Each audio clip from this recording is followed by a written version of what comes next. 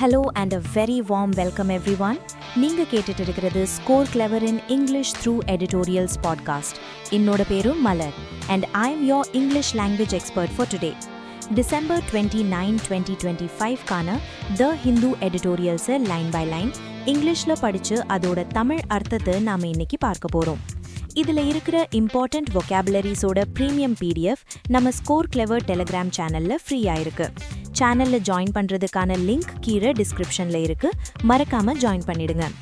Podcast கேட்கும்போது உங்களுக்கு ஒரு சென்டென்ஸோட எக்ஸ்பிளனேஷன் புரியலன்னா feel free to pause and analyse it. புரிஞ்சதுக்கு அப்புறம் முடிஞ்சா அந்த சென்டென்ஸை 2 தடவை கொஞ்சம் சத்தமா படிச்சு பாருங்க.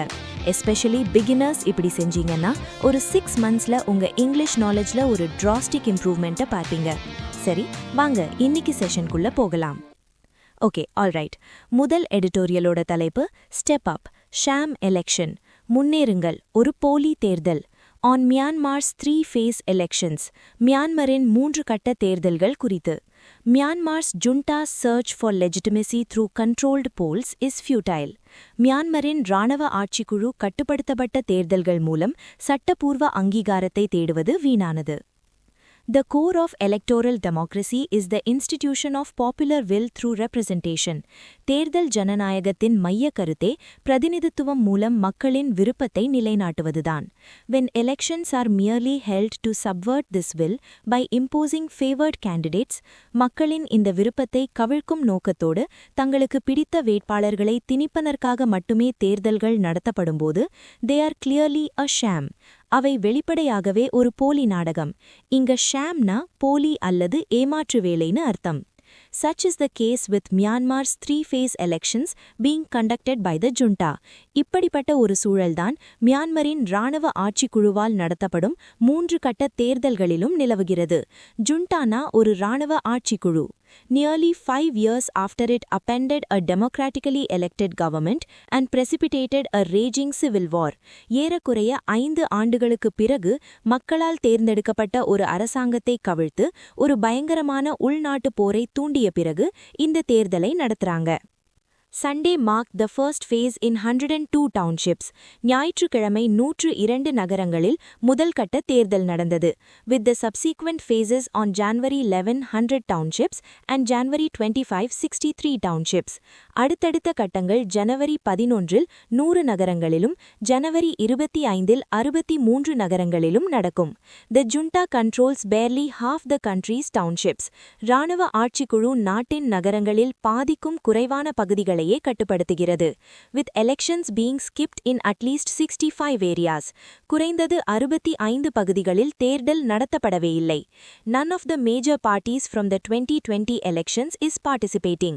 2020 தேர்தலில் போட்டியிட்ட முக்கிய கட்சிகள் எதுவும் இதில் பங்கேற்கவில்லை. Including the winner, the National League of Democracy led by imprisoned leader Daw Aung San Suu Kyi. இதில் வெற்றியாளரான சிறையில் அடைக்கப்பட்ட தலைவர் ஆங் சான் சூகி தலைமையிலான National League of Democracy கட்சியும் அடங்கும். Only the Union Solidarity and Development Party USDP stuffed with former junta figures is a force. முன்னாள் இராணுவ ஆட்சிக்குழுவின் நபர்களால் நிரப்பப்பட்ட Union Solidarity and Development Party USDP மட்டுமே ஒரு சக்தியாக இருக்கிறது. This reminds one of the 2010 elections under the 2008 constitution which the NLD boycotted and which the USDP swept. இது 2008 அரசியலமைப்பின் கீழ் நடந்த 2010 தேர்தல்களை நினைவூட்டுகிறது. அதை NLD புறக்கணித்தது மற்றும் USDP அபார வெற்றி பெற்றது. But the situation is worse now. ஆனால் இப்போது நிலைமை இன்னும் மோசமாக உள்ளது. With the junta bombing and killing thousands of citizens for 5 years. இராணுவ ஆட்சிக்குழு 5 ஆண்டுகளாக ஆயிரக்கணக்கான குடிமக்களை குண்டு வீசி கொன்று வருகிறது. It also faced its strongest challenge since the early 1960s. 1960s-க்கு பிறகு அது தனது வலுவான சவாலையும் சந்தித்தது. As ethnic armed organizations and the NLD-affiliated People's Defense Forces (PDF), loyal to the opposition National Unity Government formed by NLD exiles, won control of significant territory. ஏனெனில் இன ஆயுத கிளர்ச்சிகளும் NLD-யுடன் இணைந்த People's Defense Forces (PDF) நாடு கடத்தப்பட்ட NLD உறுப்பினர்களால் உருவாக்கப்பட்ட எதிர்க்கட்சியான National Unity Government-க்கு விசுவாசமாக இருந்து குறிப்பிட்ட பகுதிகளை தங்கள் கட்டுப்பாட்டில் கொண்டு வந்தன. By late 2023, this coalition armed with Chinese arms 2023 இன் பிற்பகுதியில் சீன ஆயுதங்களுடன் இந்த கூட்டணி dealt the biggest blow through the Three Brotherhood Alliance (TBA) in Shan State and Rakhine. Shan மாநிலம் மற்றும் ரக்கைனில் த்ரீ பிரதர்ஹுட் அலையன்ஸ் மூலம் மிகப்பெரிய அடியை கொடுத்தது, சீன எல்லைப் பகுதியிலுள்ள நகரங்களை கைப்பற்றியது. The junta sustained by Russian and Belarusian weaponry was on the back foot. Russia மற்றும் பெலரூசியன் ஆயுதங்களால் தாக்கு பிடித்து வந்த இராணுவ ஆட்சிக்குழு பின்வாங்கும் நிலையில் இருந்தது. Until China changed tack in 2025. 2025இல் சீனா தனது அணுகுமுறையை மாற்றும் வரை. இங்க டாக்னா அப்ரோச் அல்லது அணுகுமுறை. Prioritizing its geo-economic interests, particularly access to the Indian Ocean. குறிப்பாக இந்திய பெருங்கடலுக்கான அணுகுமுறை போன்ற தனது புவி பொருளாதார நலன்களுக்கு சீனா முன்னுரிமை அளித்தது. Beijing pressured the TBA to cease hostilities and return control to the junta. Beijing TBA-ஐ சண்டையை நிறுத்தி கட்டுப்பாட்டை இராணுவ ஆட்சிக்குழுவிடம் ஒப்படைக்குமாறு அழுத்தம் கொடுத்தது. Which two groups reluctantly did earlier this year. அதை இரண்டு குழுக்கள் இந்த ஆண்டின் தொடக்கத்தில் தயக்கத்துடன் செய்தன. This shift as well as the lack of centralized command among Bamar-dominated PDFs and other ethnic insurgent groups have allowed the junta to regain lost territory. இந்த மாற்றம் மற்றும் பமார் இனத்தவர் ஆதிக்கம் செலுத்தும் PDF மற்றும் இதர இன கிளர்ச்சி குழுக்களுக்கிடையே ஒரு மையப்படுத்தப்பட்ட கட்டளை இல்லாதது இராணுவ ஆட்சிக்குழுவிற்கு இழந்த பிரதேசங்களை மீண்டும் கைப்பற்ற அனுமதித்துள்ளது. Yet the junta faces pitched battles across Rakhine, Karen, Chin states and the Sagaing region, where it has only nominal control. ஆனாலும் ராக்கைன், Karen, Chin மாநிலங்கள் மற்றும் சாகாயிங் பிராந்தியத்தில் இராணுவ ஆட்சிக்குழு கடுமையான போர்களை எதிர்கொள்கிறது. அங்கு அதற்கு பெயரளவிற்கு மட்டுமே கட்டுப்பாடு உள்ளது. Only China, Russia and Belarus have endorsed these elections. China, Russia மற்றும் பெலாருஸ் மட்டுமே இந்த தேர்தல்களை அங்கீகரித்துள்ளன. And reports from Myanmar's capital and junta-controlled areas suggest participation to be far lower than in 2020. மற்றும் மியான்மரின் தலைநகரம் மற்றும் இராணுவ கட்டுப்பாட்டில் உள்ள பகுதிகளிலிருந்து வரும் அறிக்கைகள் 2020ஐ விட வாக்குப்பதிவு மிக குறைவாக இருப்பதாக கூறுகின்றன. For now the junta seeks legitimacy as it has gained a semblance of control or managed a bloody stalemate in the civil war. இப்போது இராணுவ ஆட்சிக்குழு உள்நாட்டு போரில் ஒருவித கட்டுப்பாட்டை பெற்றிருப்பதால் அல்லது ஒரு இரத்த களரி மிக்க முட்டுக்கட்டை நிலையை நிர்வகித்திருப்பதால் அது சட்டப்பூர்வ அங்கீகாரத்தை நாடுகிறது. இங்க செம்பிளன்ஸ்னா ஒரு தோற்றம், ஆனா அது உண்மையா இருக்காது. ஸ்டேல்மேட்னா ஒரு முட்டுக்கட்டை நிலை. The military led by Tin Pot leader Min Aung Hlaing, ராணுவம் சாதாரண தலைவர் மின் ஆங் ஹ்லாயிங் தலைமையில் இருக்கும், will retain its constitutionally enshrined 25% non-elected quota of legislative seats, சட்டமன்ற இடங்களில் அரசியல் அமைப்பில் புனிதமாக பாதுகாக்கப்பட்ட தங்களின் 25% தேர்ந்தெடுக்கப்படாத ஒதுக்கீட்டை தக்க வைத்துக் கொள்ளும். Enshrineனா சட்டத்தில் பொறிக்கப்பட்டது அல்லது புனிதமாக பாதுகாக்கப்பட்டது. Ensuring army dominance regardless of results. முடிவுகள் எப்படி இருந்தாலும் இராணுவத்தின் ஆதிக்கத்தை உறுதி செய்யும். But if history is a guide, farcical elections will not win popular support. ஆனால் வரலாறு ஒரு வழிகாட்டியாக இருந்தால் இப்படிப்பட்ட கேலிக்கூத்தான தேர்தல்கள் மக்கள் ஆதரவை பெறாது. farcicalனா கேலிக்கூத்தான. And Myanmar must brace for more conflict. மற்றும் மியான்மார் இன்னும் அதிகமான மோதல்களுக்கு தயாராக இருக்க வேண்டும். பிரேஸ்னா தயாராக இருத்தல். இந்த எடிட்டோரியலோட டோன் மியான்மர்ல நடக்கிற தேர்தலையும் இராணுவ ஆட்சியையும் கடுமையாக விமர்சிக்குது. So the tone is critical and disapproving. Hey guys, ஒரு சின்ன பிரேக். இங்கிலீஷ்ல vocabularies, idioms and phrases, phrasal verbs இதெல்லாம் ஞாபகம் வச்சுக்க ரொம்ப கஷ்டப்படுறீங்களா? இனி அந்த கவலையே வேண்டாம். கூகுள் பிளே ஸ்டோர்ல இருக்கிற நம்ம ஸ்கோர் கிளவர் ஆப்பை டவுன்லோட் பண்ணுங்க.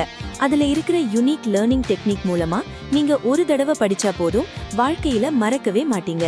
ஆஸ்பிரன்ஸ்க்காகவே பிரத்யேகமா வடிவமைக்கப்பட்ட ஆப் இது. நம்மளோட இந்த புது பாட்காஸ்ட் முயற்சி பத்தி உங்க ஃபீட்பேக்கை மறக்காம கமெண்ட் பண்ணுங்க.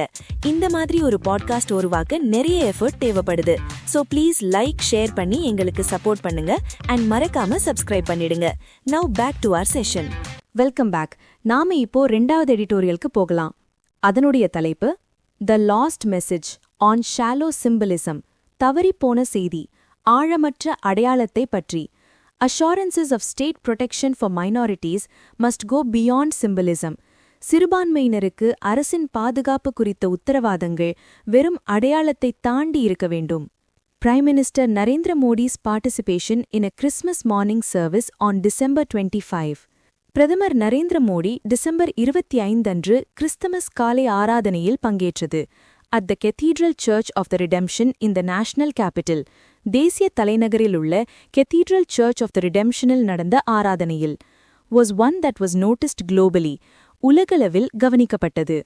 Mr. Modi has hosted or visited Christian leaders or institutions during festivals.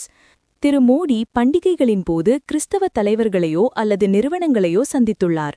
But taking part in a complete worship service at a church was a first for him. ஆனால் ஒரு தேவாலயத்தில் முழுமையான வழிபாட்டு சேவையில் பங்கேற்பது அவருக்கு இதுவே முதல் முறை. Mr. Modi also shared greetings and good wishes for peace, compassion and harmony on his social media account. திரு மோடி தனது சமூக ஊடக கணக்கில் அமைதி, இரக்கம் மற்றும் நல்லிணக்கத்திற்கான வாழ்த்துக்களையும் பகிர்ந்து கொண்டார். Invoking the teachings of Jesus Christ, இயேசு கிறிஸ்துவின் போதனைகளை மேற்கோள் காட்டி. Amid numerous reports of intimidation and violence against Christians during the Christmas season and even prior to that, Christmas காலத்திலும் அதற்கு முன்பும் கிறிஸ்தவர்களுக்கு எதிரான மிரட்டல்கள் மற்றும் வன்முறைகள் பற்றிய பல அறிக்கைகளுக்கு மத்தியில், Mr. Modi's church visit was meant as a gesture of reassurance for the minority community in India's diverse social landscape. திரு மோடியின் தேவாலய வருகை இந்தியாவின் பன்முக சமூக அமைப்பில் உள்ள சிறுபான்மை சமூகத்தினருக்கு ஒருவித நம்பிக்கையூட்டும் சைகையாக கருதப்பட்டது. Such symbolism of governors participating in diverse traditions has been a feature of political pragmatism. ஆளுநர்கள் பல்வேறு மரபுகளில் பங்கேற்பது போன்ற இந்த அடையாளங்கள் அரசியல் நடைமுறைவாதத்தின் ஒரு அம்சமாக இருந்து வருகிறது. And also a genuine reflection of the syncretism that characterizes Indian nationhood. மேலும் இந்திய தேசத்தை தனித்துவப்படுத்தும் மத நல்லிணக்கத்தின் உண்மையான பிரதிபலிப்பாகவும் இருக்கிறது. The RSS, Mr. Modi's ideological cradle, has long considered Christianity and Islam as foreign to India. இங்கு cradleனா ஒரு விஷயத்தோட தொடக்க இடம் அல்லது பிறப்பிடம். However, in recent years, it has sought to include these faiths also in its notion of national identity. இருந்தபோதிலும் சமீபத்திய ஆண்டுகளில் அது இந்த மதங்களையும் தனது தேசிய அடையாளக் கருத்தாக்கத்தில் சேர்க்க முயன்று வருகிறது. And Mr. Modi's participation in the Christmas worship could be seen as yet another step towards moderation and tolerance. மேலும் திரு மோடியின் கிறிஸ்துமஸ் வழிபாட்டில் பங்கேற்றது மிதவாதம் மற்றும் சகிப்புத்தன்மையை நோக்கிய மற்றொரு படியாக காணப்படலாம். But if that indeed is the message that Mr. Modi wants to convey, ஆனால் திரு மோடி சொல்ல விரும்பும் செய்தி அதுதான் என்றால், he needs to do it stronger and clearer for state governments and police forces under the control of his party to hear. அவர் அதை தனது கட்சியின் கட்டுப்பாட்டில் உள்ள மாநில அரசுகளும் காவல்துறையினரும் கேட்கும் வண்ணம் இன்னும் வலுவாகவும் தெளிவாகவும் சொல்ல வேண்டும். Vandalism and violence against Christian places of worship and festivities have been recurring. கிறிஸ்தவ வழிபாட்டு தலங்கள் மற்றும் பண்டிகைகளுக்கு எதிரான நாச வேலைகளும் வன்முறைகளும் மீண்டும் மீண்டும் நடந்து வருகின்றன. From Assam, Kerala, Uttar Pradesh, Chhattisgarh, Delhi, Odisha and other places, Assam, Kerala, Uttar Pradesh, Chhattisgarh, Delhi, Odisha மற்றும் பிற இடங்களில் reported cases include disruption of worship and physical violence against church leaders, வழிபாட்டை சீர்குலைத்தல் மற்றும் தேவாலய தலைவர்களுக்கு எதிரான உடல் ரீதியான வன்முறை போன்ற வழக்குகள் பதிவாகியுள்ளன. Spurious charges of conversion, which anyway is a matter of personal liberty and freedom of religion protected by the Constitution, are often raised to justify this violence. போலியான மதமாற்ற குற்றச்சாட்டுகள் இது எப்படி இருந்தாலும் அரசியலமைப்பால் பாதுகாக்கப்பட்ட தனிப்பட்ட சுதந்திரம் மற்றும் மத சுதந்திரம் சம்பந்தப்பட்ட விஷயம். வன்முறையை நியாயப்படுத்த அடிக்கடி எழுப்பப்படுகின்றன. ஸ்பியூரியஸ்னா போலியான அல்லது பொய்யான. Even commercial activities related to Christmas have been disrupted by mobs in various parts of the country. நாட்டின் பல்வேறு பகுதிகளில் கிறிஸ்துமஸ் தொடர்பான வியாபார நடவடிக்கைகள் கூட கும்பல்களால் சீர்குலைக்கப்பட்டுள்ளன. Most of these incidents are linked to Sangh Parivar-affiliated individuals or groups. இந்த சம்பவங்களின் பெரும்பாலானவை சங்க் பரிவாருடன் தொடர்புடைய தனிநபர்களாகவோ அல்லது குழுக்களாகவோ இருக்கின்றன. Even after Mr. Modi's Christmas message, no meaningful police action has followed against the mobs that indulged in the violence. திரு மோடியின் Christmas செய்திக்கு பிறகும் வன்முறையில் ஈடுபட்ட கும்பல்களுக்கு எதிராக எந்த ஒரு அர்த்தமுள்ள போலீஸ் நடவடிக்கையும் எடுக்கப்படவில்லை. On the contrary, intimidation and threats of violence against Christians and Muslims have continued. மாறாக கிறிஸ்தவர்களுக்கும் முஸ்லிம்களுக்கும் எதிரான மிரட்டல்களும் வன்முறை அச்சுறுத்தல்களும் தொடர்கின்றன, including by BJP leaders, பாஜக தலைவர்கள் உட்பட. All this points to the inadequacy of Mr. Modi's church visit. இவை எல்லாம் திரு மோடியின் தேவாலய வருகையின் அடையாளத்தின் போதாமையை சுட்டிக்காட்டுகின்றன. It would have been meaningful had the troublemakers and the law enforcers been sent the message. பிரச்சனை செய்பவர்களுக்கும் சட்ட அமலாக்க அதிகாரிகளுக்கும் அந்த செய்தி அனுப்பப்பட்டிருந்தால் அது அர்த்தமுள்ளதாக இருந்திருக்கும். There is no sign of that. அதற்கான எந்த அறிகுறியும் இல்லை. And that means the BJP either does not want to or cannot do anything more than shallow symbolism in favor of pluralism in India. அதன் அர்த்தம் இந்தியாவில் பன்முகத்துவத்திற்கு ஆதரவாக ஆழமற்ற அடையாளத்தை தவிர வேறு எதையும் செய்ய பாஜக விரும்பவில்லை அல்லது அதனால் செய்ய முடியாது. இந்த எடிட்டோரியல் பிரதமரோட செயலை ஒரு ஆழமற்ற அடையாளமா பாக்குது அண்ட் அது உண்மையான மாற்றத்தை கொண்டு வருமானு கேள்வி எழுப்புது. So the tone is undoubtedly critical and skeptical. And அதோட இன்னைக்கு செஷனோட முடிவுக்கு வந்துட்டோம். கைஸ், ஒரு இம்பார்ட்டன்ட் அனௌன்ஸ்மெண்ட். நம்ம ஸ்கோர் கிளவர் டெலிகிராம் சேனல்ல தினமும் இரவு 7 மணிக்கு எடிட்டோரியல் வொகாபுலரிஸ்க்கான ஒரு இந்தியன் பிரீமியர் லீக் நடக்குது. இது daily quiz, monthly leagues, scores and rewards செம்ம எக்ஸைட்டிங்கா இருக்கும். Your journey to mastering English vocabulary starts here. டிஸ்கிரிப்ஷன்ல இருக்கிற லிங்கை கிளிக் பண்ணி நம்ம vocab leagueல ஜாயின் பண்ணுங்க. See you there.